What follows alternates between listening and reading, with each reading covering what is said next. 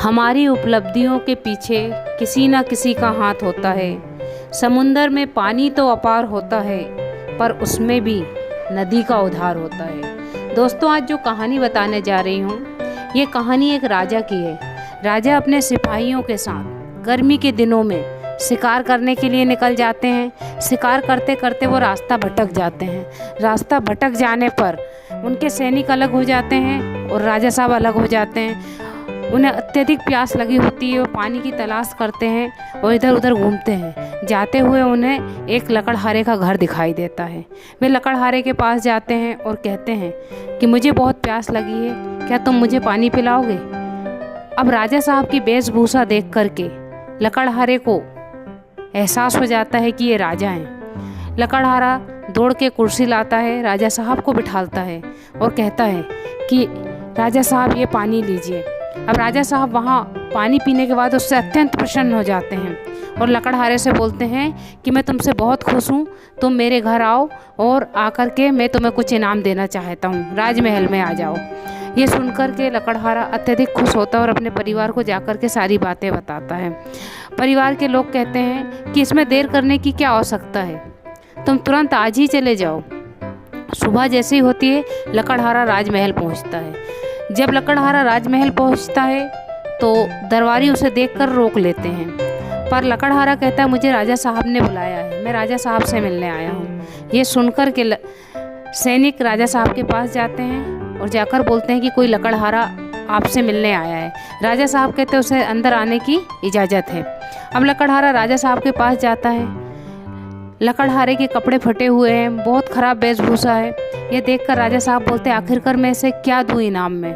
तो राजा साहब के मन में आता है क्यों ना चंदन का बगीचा इस लकड़हारे को मैं इनाम में दे देता हूँ। राजा साहब उसे चंदन का बगीचा इनाम में दे देते हैं। लकड़हारा चंदन के बगीचे को पाके बहुत खुश होता है। अपने परिवार को भी जाकर ये बात बताता है। समय गुजरता जाता है। अब लकड़हारा उस चंदन के बगीचे के पेड़ काटता और पेड़ों को जलाकर उससे कोयला बनाता और बाजार में ले जाकर बेचता। प्रतिदिन यही प्रतिक्रिया होती रहती है। अब राजा साहब को एक दिन लगता है कि आज मैं लकड़हारे को जाकर तो देखूं कि उसने चंदन के बगीचे को किस प्रकार से सजो के रखा है। जब राजा साहब पहुंचते हैं तो देखते हैं कि चंदन के कुछ ही पेड़ बचे हैं। बाकी पेड़ों को काट कर जलाकर उसका कोयला बना करके लकड़हारे ने बाजार में बेच दिया है। राजा साहब इस चीज़ को देखते हैं और मन में बहुत दुखी होते हैं, पर कहते हैं कि मैंने तो इसे इनाम में दिया था, अब मैं इसे एहसास दिलाऊं कि चंदन के बगीचे की कीमत क्या थी। अब राजा साहब कहते हैं कि इसकी एक लकड़ी का टुकड़ा उठाओ और जाकर इसे बाजार में बेच कर आओ। लकड़हारा जाता है और उस लकड़ी के टुकड़े को लेकर के बाजार में बेचता है तो उस कोयले से कई गुनी ज़्यादा कीमत उस लकड़ी के टुकड़े की होती है। अब ये देख कर के लकड़हारे को बहुत दुख होता है, अफसोस होता है और वो सोचने लगता है कि मैंने इतने शानदार बगीचे को और कई गुना महंगी चीज़ को जलाकर खाक करके उसे बेच दिया। उसे बहुत अफसोस होता है। तो दोस्तों, ये लकड़हारे और राजा की कहानी नहीं है, ये कहानी हमारी और आपकी है। हमारे पास चंदन का बगीचा यानी हमारा शरीर है और उस शरीर को हम उसकी खुशबू नहीं ले रहे हैं, ना ही हम उसका सही उपयोग कर रहे हैं, बल्कि हम जलन की भावना में, ईर्ष्या में दूसरे को नीचे दिखाने के लिए परेशान हैं और बहुत लगे हुए हैं। दिन रात हम वो बगीचे की तरह अपनी सांसों को भी कम करते जा रहे हैं। हम आगे या पीछे ये नहीं देख रहे हैं कि इसमें हमारा क्या नुकसान हो रहा है। सिर्फ हम ईर्ष्या की भावना में ही जूझे जा रहे हैं। हम ये नहीं देख रहे हैं कि हमारे पास जो लिमिटेड सांस बच रही है उनका कैसे उपयोग किया जाएगा। अभी हमारे पास जीवन है, मनुष्य तन जो हमने पाया है, हम लगातार उसको इन्वेस्टमेंट चल रहा है हमारा।